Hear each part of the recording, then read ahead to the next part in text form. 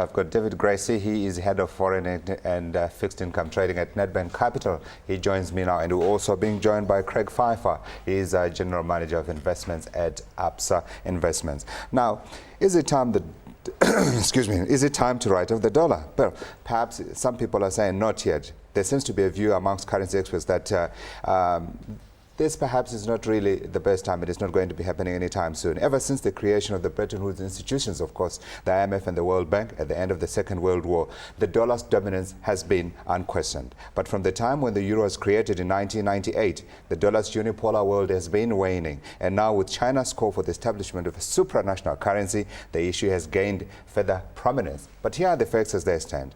At the end of June 2001, 72.7% of international forex reserves were dollar denominated. Now that went down to 64% at the end of last year. So is the end nigh? Let me pose that question to David. David.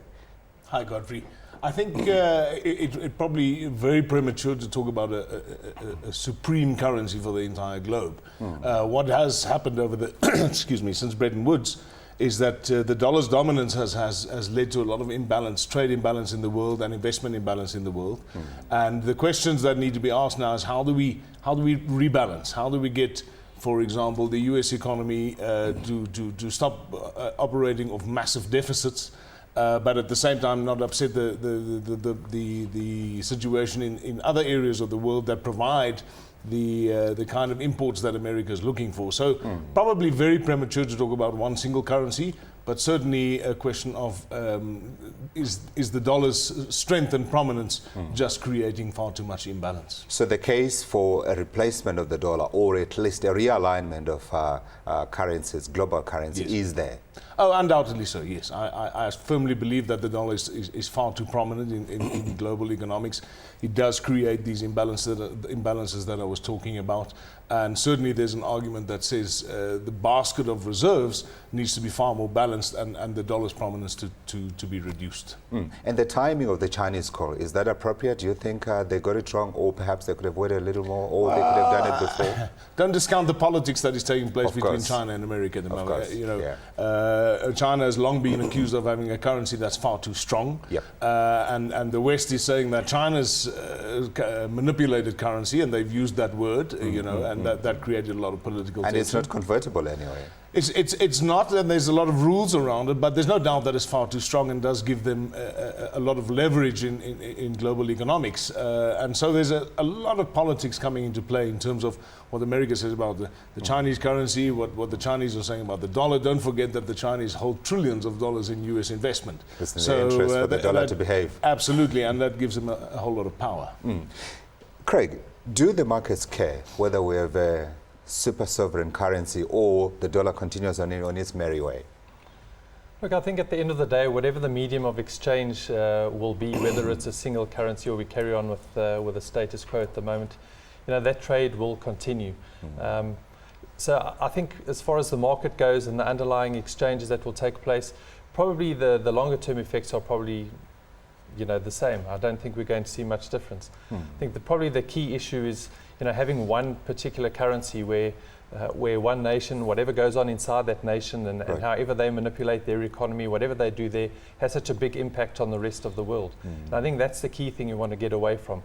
But I think that underlying medium of exchange, whatever it is, trade will still take place.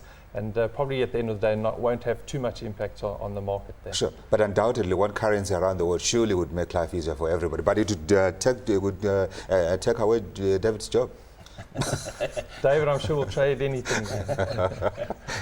No, but it certainly make life simpler for a lot of just for simple import and export transactions. But to get to that point, you know, to get to a single currency in Europe, for example, took many years. Now you're talking about a super sovereign currency for the entire globe. It's decades away, if ever.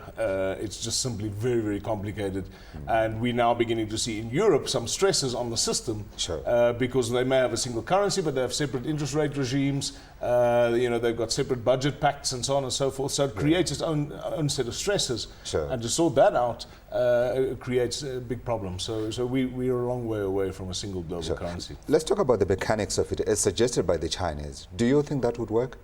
Well, I think, you know, how you get there is more important than whether it works or not. I think if you plan and you do your homework, I think it certainly can work. But the mechanics are very important, as we're seeing in Europe at the moment. We're seeing a situation where Ireland is very stressed. Because they're trying to adhere to the European rules. Spain, to a certain extent, is very stressed, and other nations are now having to bail them out. And now there's a great debate going on whether Eastern Europe joins the European mechanism or not, right, because they are in a whole lot of financial stress, and it's all now about how do you stimulate the economy without creating too many long-term problems. So it's really, really hard to implement the mechanics that suit everybody. There's always going to be somebody there's a trade-off, somebody's going to have to pay for it. Yeah. And really, if you do your homework, how do you solve those issues? Because really what you're talking about, if you have a single currency, you really ought to be talking about the single interest rate regime throughout the world as well. Absolutely. And that's very difficult to achieve. I don't see it happening anytime soon. Maybe it's certainly not in our lifetime. Yes. But let's talk about the other candidate currencies, if you like. Okay, we talked about the euro, and the euro has eaten away as much as 20% of international forex reserves from the dollar. The Chinese also have been, in their own way, taken away from that, because there was a story last week saying they have arranged currency swaps with some of their biggest trading nations in the Southeast Asian nations. And how significant do you think that is in the whole scheme of things, of perhaps trying to chip away at this dollar dominance? Well, Godfrey, you know, you must remember that the Chinese hold somewhere in the region, I forget the actual number. It's 740 so billion quickly. is the last number I saw. Yeah, you know, it could be as much as 1.5 trillion. Now, if you're exposed to the dollar to the tune of 1.5 trillion, you do want to diversify some of your reserves. So hence their need to talk about, you know, other currencies that they can get involved in to diversify that risk, to shift away from the dollar. Right. Okay. And in South Africa, I suppose really this debate is way beyond above our heads, isn't it? I'm not so sure. It's very, very important where you hold your reserves. You know, South Africa might be a very small player, but it's an important player. You know, we get invited to all the important meetings. $33 billion in foreign currency reserves. It's small, but it's growing. Don't forget, we came from a negative $25 billion. So over the last decade or so, we've bought in the region of $50 billion. It's a lot of risk for a small country to hold. So it's very, very important in how those reserves are made up. And we've seen our governor saying he wants to look at increasing the gold reserves a little as well. Right, okay. So I think also looking to diversify our own reserves a bit. And run away from the dollar in a sense as well. Not run away, but diversify. This is the right word. The words of diplomats. Okay, we don't always find them amongst journalists. Now, let's talk about the views of the other global powers. We saw Australia weighing in and saying, no, the idea doesn't work. We saw the UK, no surprises there. They will stand with America, thick and thin. Any surprises amongst those who have said they back the idea, and those who have said they don't back the idea? Russia, stand up, please. Yes. Godfrey, I think you've got to look at it from a number of perspectives. You have to bear in mind that all these economies hold most of their reserves in dollars. So if suddenly everybody shifts and says, no, we're looking at a super sovereign currency, or we're looking at diversifying our reserves, that will put immense pressure immediately on the dollar, and those reserves will lead to some substantial losses. So it's really a timing game. How do you extricate yourself out of a long dollar position that you've really been forced to hold over the last few years, diversify that range of reserves without it costing too much money, and then you can start talking about perhaps not a super sovereign currency, but certainly a basket of currencies that make up one's reserve holdings. Sure. We have to, of course, mention at this stage that the world is changing. The world where the US and its allies dominated world trade has been not upended, but it's definitely shifting. So perhaps that debate may well be taken away from them. David, before you go, you in a few minutes are going to be sitting at a desk, and you're probably going to be taking a lot of sell orders against Iran or buy orders against Iran ahead of this decision against the ANC president, Jacob Zuma. The rand is probably our best gauge of how the markets are going to react to this. Yes. How do you call it? Well, Godfrey, it's very hard to call at this stage because market sentiment is made up of many, many factors. We've got the overriding positive sentiment in the market at the moment, in the equity markets, and the rand has really benefited from that. Having said that, on a sustainable basis, you do want to create the scenario where you have an investment